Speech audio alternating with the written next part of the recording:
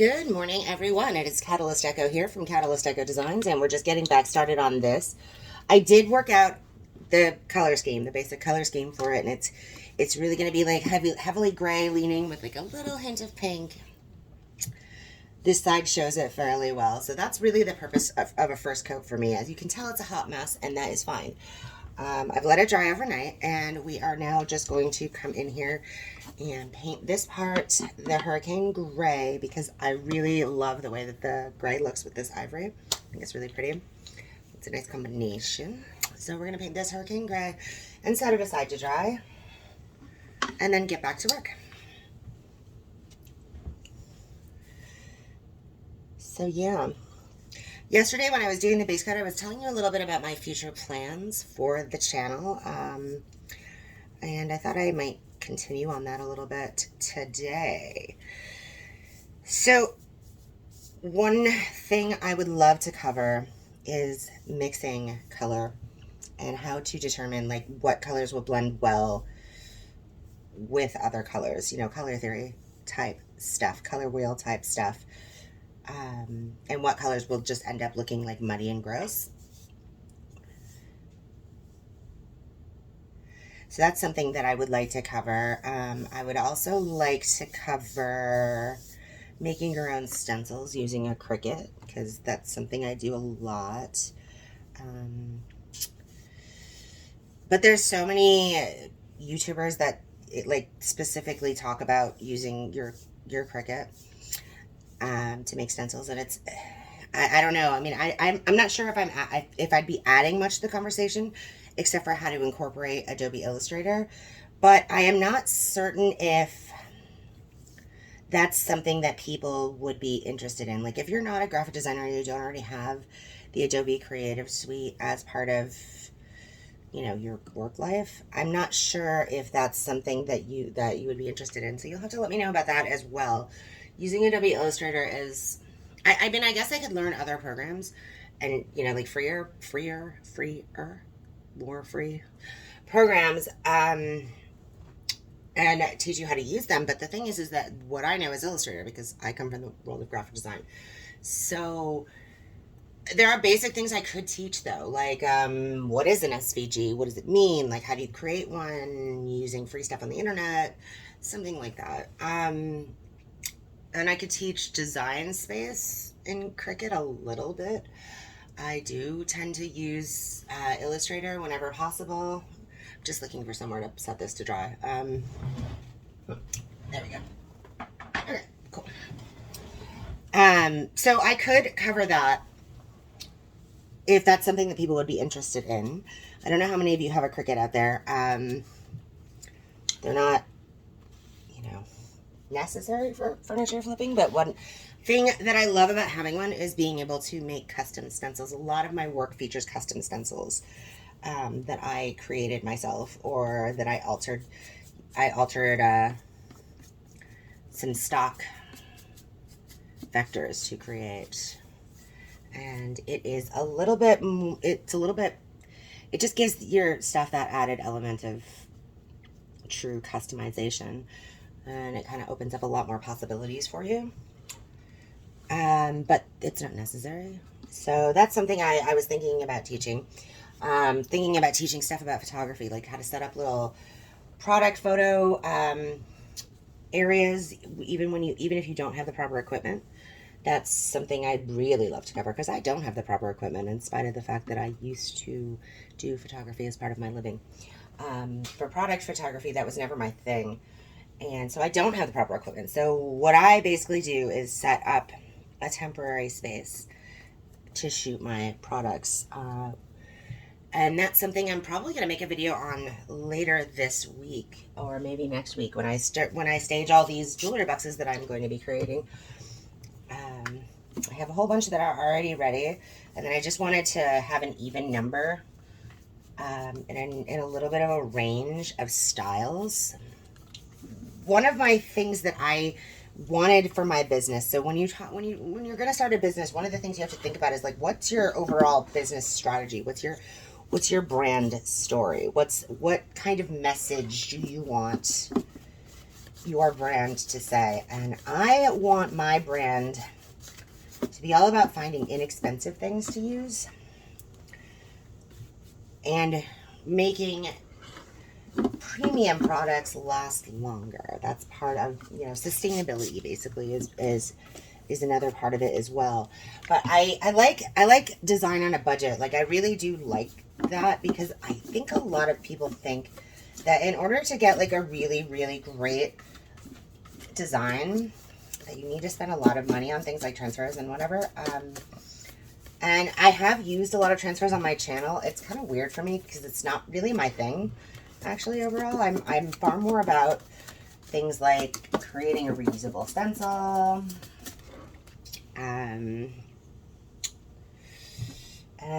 whatnot. But lately I have been using transfers a lot because I got quite a few of them when Dixie Belle released their line of transfers, the Bells and Whistles line. And I wanted to use them, well,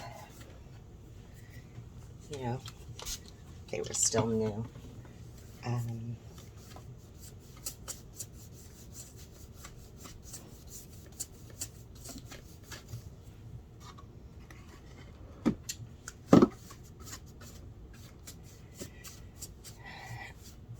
But yeah, transfers actually, I love transfers. I love them, but I also like other painting methods and future videos. So we were talking about like other things that'll be on my channel. So that's kind of what I'm going. That looks really pretty, doesn't it? It's kind of like that pale pink kind of deal. All right, let's pull in a little bit of the Hurricane Gray because we lost a little bit of the detail on the edges here. So let's pull a little bit more of that in. I want it to come from, because this is definitely gonna. The top is all Hurricane Gray, so that's definitely going to be something that I want to kind of come down a little bit. I'm probably going to use the Best Dang Wax in Grunge Gray to accent these little details here, so I'm not going to worry about painting in them because the wax is going to take care of that at the end. Just the tiniest little amount of paint here. And then in the details, it's really pretty to accomplish. And I am getting, oh, my hands are dirty. Oh, great. I might have to reline this after all. Well, that's okay. You can get that off though, and there are ways to do that, and I might try that, but it is ivory, so that's a little harder than other colors. But we'll see. At this point, what I should do if I was really smart, which I am, and so I'm going to tell you what it is, but I'm probably not going to do it. But I'm going to tell you what it is. I should, you know, actually I am going to do that. Let's just do it. Okay. I should give myself a handhold. So we'll give myself a handhold. We're going to have to clean that other one, but we're going to give myself handholds here. There we go. Touch it there. Okay. So you can give yourself kind of a handhold. It's very quick and easy. And that way, if you have paint in your hands, you're not going to get it all over. This, my friends, is why I have paint in my hands. Oh, the other reason I have paint in my hands is because it is totally fine to use your finger as a blending tool. In fact, I like to do that on edges because that makes sure that you're not going to get any little gloops and globs from. That looks good. All right, cool. Looks really good, actually. I like that. All right, we're good. I knew we could make it work. All right, let's block out our colors. Block them out the same way. Block them out the same way. And adding water is so useful. I can't stress that enough. Add it to the brush, add it to your piece. It's okay. This is a little wet, like where I've gotten to a point where it's a little wet, but it's going to be okay because I'm just going to work quickly. But if it gets super wet, you'll end up with drips, and you don't want that because, at least speaking personally, I don't always see them, and then I have to fix them later. Little tiny bits of brush. Da, da, da. This is really awkward with shooting here. There we go. This is really, I mean, I guess I can use my left hand. I am ambidextrous. Just don't really enjoy using my left hand because it, yeah, see. My left hand, though I am ambidextrous, my left hand doesn't have quite the fine motor control of my right hand because I don't use it as much. Is there cat hair on the brush? Is that what's happening? Oh, yeah, there is. I wonder why. I keep my brushes hanging in a place where the cats can't get to. But my opinion of where the cats can't get to and the cat's opinion of where the cats can't get to are two totally different things. When I got Oregon and Wyoming, I wanted bonded brothers. I was working 50 hours at a minimum every week and oftentimes a lot of overtime.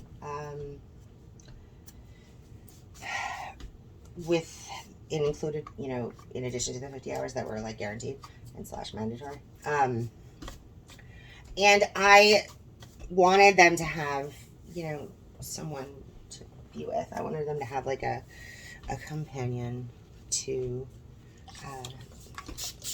so they didn't get lonely while I was at work. But I've never had like bonded kittens before. So I didn't realize the unique challenge. There was, when I was like really young, my mom used to help,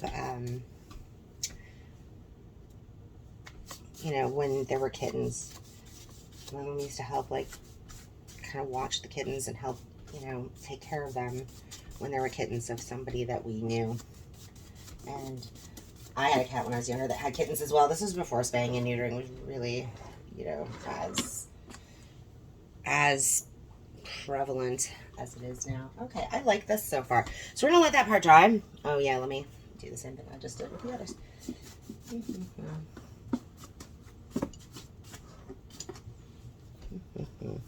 think I have to switch this whole setup for when I'm videoing like small things. I think I have to switch it the other way because all the light, the way that this room works, I have a little light over there. Yeah, I don't know. I'm still working on everything. I'm still trying to get myself to a point to where everything is comfortable in the way I like it, which is why I haven't set up a schedule for uploads or anything like that, because I'm really still working on my setup, and it's been quite a while now that I've been working on it. But as important as this is to my business model, and it is, it's less important than actually finishing projects.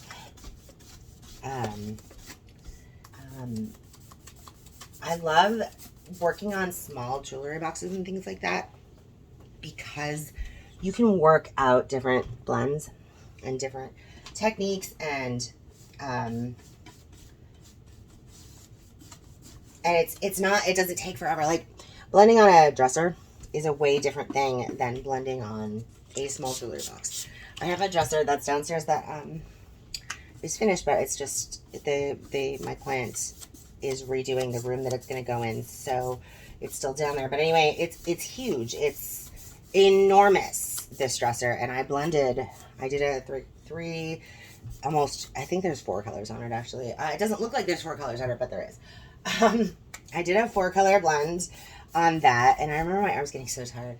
I was just like, oh, okay, I'm tired. Oh. And it was one of those, it was nice. I mean, it was a good workout, don't get me wrong. I would, 10 out of 10 would recommend for a workout. And I do need more things like that. But it would have been really hard to make a video because I was really working it. Like I was really working that paint. I was doing it fast, and you know, just to get the look I wanted, I was doing it kind of fast. And all right, so we got that. Yeah, I never decided about the background for this, so that's fine. That's good. Another tip too is that, so part of the reason I was thinking, I was thinking about, because I don't know how I'm going to do this little hidden back scene. I don't know if I want to use a part of the transfer or not. I mean, if I were to characterize my own personal style, I guess dark boho would be the way to categorize it. Um, Witchy boho, something like that, gothy boho. Um, but I use a lot of bright color. You can't really say it's only that, because I use a lot of dark. I use a lot of like bright colors too. Okay, so anyway, we have come to a kind of a natural conclusion here.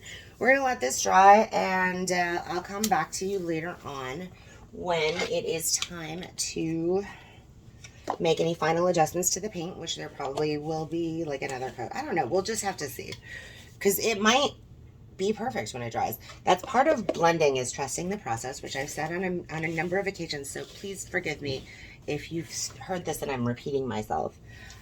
I think one thing I should do for these videos is kind of make a list of things I've covered. And when I do artistically scientific, and when I do like this stuff about my fine art background, those will be directed. I've written scripts already. Like I have several scripts. Well, several. I have 3 scripts of 2 of artistically scientific, and one that is like it's taken from a class I used to teach about color theory. So, and color mixing and like the color wheel.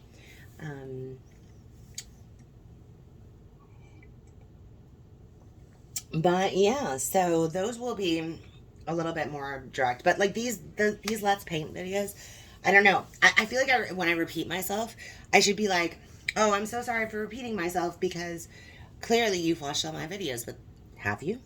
Let me know in the comments below. And be sure to drop a like, a subscribe, and hit that little notification button to be notified whenever I upload.